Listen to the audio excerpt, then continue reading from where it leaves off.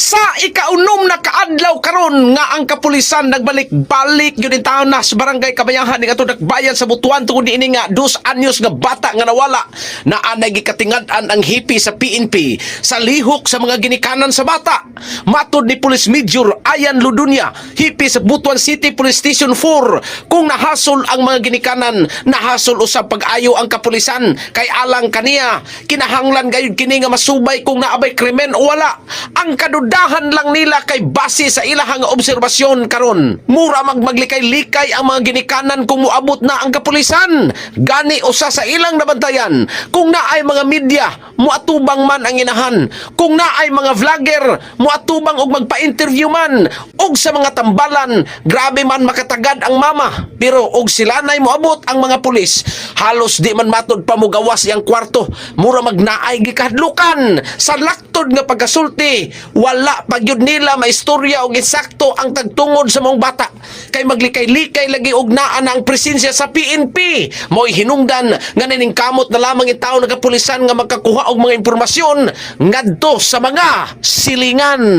Straight me nga lima na po kadlaw, sige balik-balik dito, sige pangkutingkay dito sa mga bangag, sige suyod yun mo dito. Ako po na yung palauman pa po kayo. Di po kayo mo operate ang kuhan, ang mama ba? Dili kayo mo atubang sa muha, dili mo atubang sa pulis. Sa tambalan ni noon. Tambala naman ni noon.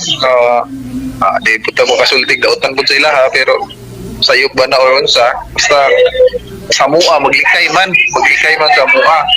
So mao ni among palauman pa kuya ang among investigasyon, amo ning duanon ta ang paistorya na mo separately ning amahan ug inahan. Nganong maglikay man sa inyo ha, sir? Wala sa ko kay bawo kuya. Mao lang po yung mga observation yun. Ano mo likay man siya og muduol, matubang man siya og media. Matubang siya og media, mga vlogger matubang siya pero naa na ang pulis.